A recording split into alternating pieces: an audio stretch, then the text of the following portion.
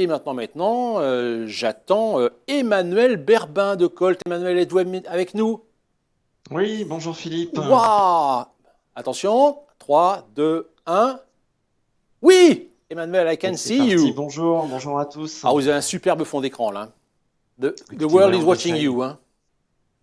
On s'adapte au travail à Ben, distance. je vois ça, je vois ça. Il y en a d'autres qui ont mis des plages paradisiaques, des cocotiers, etc. Et vous mettez une carte du monde. Mais c'est très bien aussi. Alors, on va parler de Colt.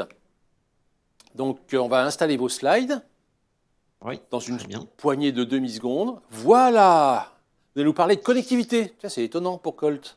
Allez, Exactement, ouais, c'est vrai que c'est surprenant. Mais écoutez, je suis ravi d'être avec vous aujourd'hui. Donc, je suis Emmanuel Berbin, directeur commercial chez Colt. Alors oui, la connectivité, si vous pouvez peut-être repasser au slide d'après, pierre angulaire de la transformation digitale. Quelle entreprise peut aujourd'hui envisager son activité sans une connectivité fiable et sécurisée? Quelles sont les conséquences d'une coupure du réseau à l'heure des applications dans le cloud et du télétravail? Voilà, Colt se positionne comme le fournisseur d'infrastructures critiques et a pour objectif d'être l'opérateur télécom le plus orienté client. Alors, la crise sanitaire que nous traversons depuis plusieurs mois a eu un effet accélérateur sur la transformation digitale, mettant encore plus de pression sur les DSI des entreprises. Chez Colt, nous avons pu constater au niveau des réseaux, nous avons constaté une augmentation des besoins en connectivité data de l'ordre de 30% au cours de cette crise et de l'ordre également de 70 à 100% des besoins en solutions de téléphonie, trafic téléphonique, selon les mois du confinement.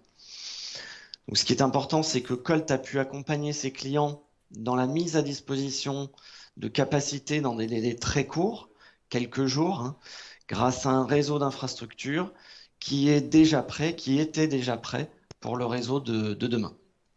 alors justement, on a tous vécu le fait que le réseau est un élément indispensable de l'activité économique aujourd'hui.